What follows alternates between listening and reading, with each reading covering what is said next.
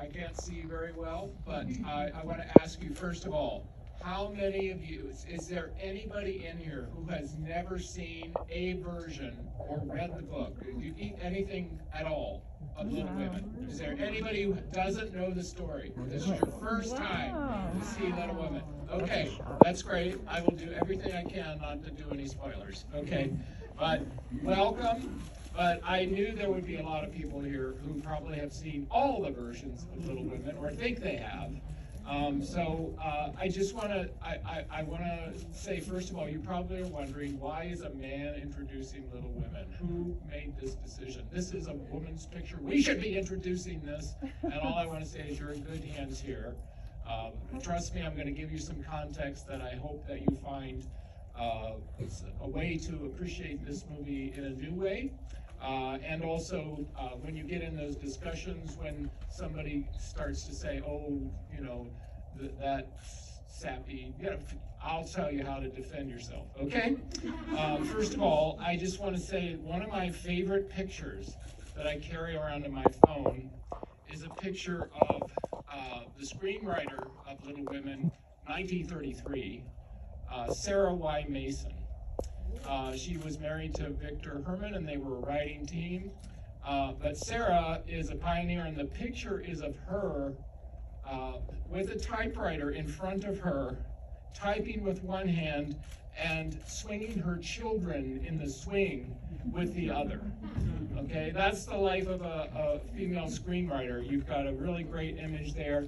She was working and taking care of the kids at the same time, and I love that picture. She was also the first continuity girl, which is what they call the men, in 1918. She came up with the idea of, you know, you need somebody to really pay attention and get everything so that it lines up and matches up. So she kind of brought that idea and got that job, and then went on to become a screenwriter. So I think she's one of those movie unsung heroes. I bring her up, and you'll understand better why. Louisa May Alcott published Little Women in 1868, okay? Way before movies were even in existence. And it was a huge, huge success, huge story. Since 1868, there were two silent film versions, one in 1917, shot in Great Britain, one in America, starring Dorothy Bernard. Then there was the 1933 Katharine Hepburn version. Katharine Hepburn was 26 when she played Jo. In 1949, June Alyson played Jo, and she was 32. In 1978, Susan Day played her. In 1994, Winona Ryder, and that was a TV version. In 1994, Winona Ryder played Jo at 23. In 2018, there was another British version. In 2018, there was a modern dress version of Little Women where it was like set in current times. I haven't seen that one. That would probably blow my mind. And then in 2019, Saoirse Ronan played Jo at the age of 25 in a film directed by Greta Gerwig. So I'm sure everybody's saying, why are there so many versions of Little Women? What, do we need all this? And the reason, if there can be 4 Spider-Men in 20 years, there could be a lot of Little Women, right? Okay. And I think the thing that's really cool about Little Women is when you watch each one of the versions, especially the sound versions, when you watch them, there are differences, and there are things that people deliberately change and that are clearly being adjusted for very good reasons, or maybe not. And I think it's just a fascinating, I'm sure somebody's done their dissertation on this. If not, there's a subject for you. The 90s version as well as the 2019 version were both directed and written by primarily women. So one of the things I want you to look for today as we watch this version is it was produced and directed by Mervyn LeRoy, and he did it because it was his daughter's favorite book. So he had good intentions. And the screenwriter was Andrew Solt, and he was rewriting Sarah Y. Mason and Victor Herman. So this is the version that has some male influence in the background that I think is interesting. It's also 1949 post-war versus 1933, which was made during the Depression. So America had a very different sensibility then, and I think you'll see it in the film as far as historically where people's heads were. There's some consumerism going on in 1949 that I think you'll see that you won't see in the 1933 version.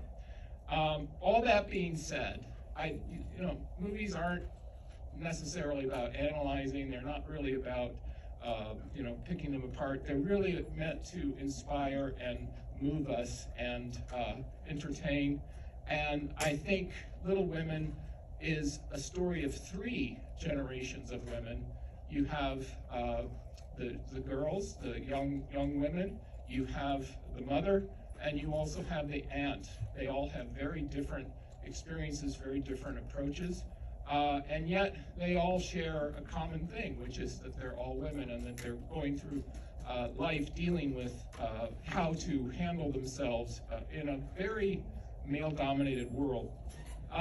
For other fun, this version, you'll see a 35mm print. That's fantastic. It was nominated for cinematography, so you're going to have a sumptuous experience. It also won, I think, for art direction, which was Cedric Gibbons at MGM. They used sets on sound stages here in Culver City. So there will be a very stylized look to this. And in some ways that may be disconcerting, in other ways it's very enjoyable to see the craftsmanship. So lean into the comfortable, enjoy the craftsmanship. As I said, June Alyson was 32. Mary Astor, who plays her mother, was 43. There was only 11 years difference between them. And Mary Astor was interesting. She was not having such a good time because she's like, oh God, I'm playing another mother. What am I going to do? And these girls are just having way too much fun. So she was like, let's get this over with.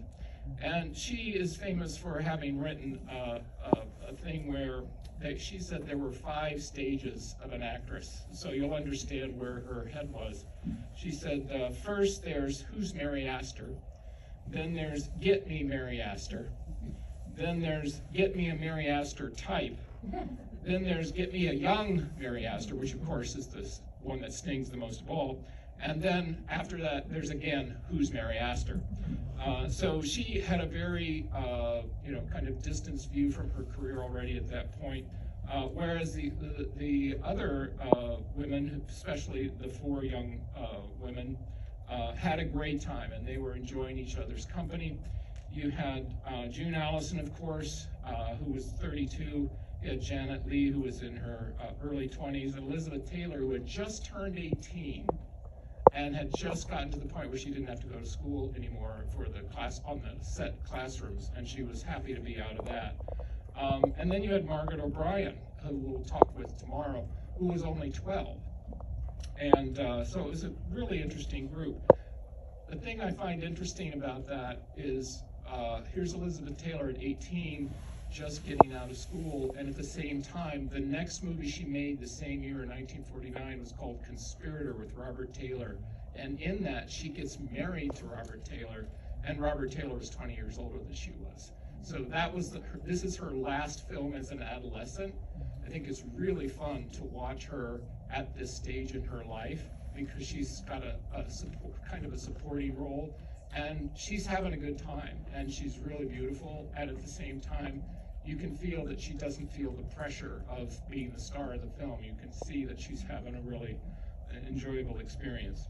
So, I tell you all this stuff not because you probably really wanted to hear that, but at the same time, I hope that the context of some of the things that were going on during the making of this film and reactions after it give you a larger respect for how it fits into the whole Little Women picture, because again, I think this story is timeless. I think these characters are timeless.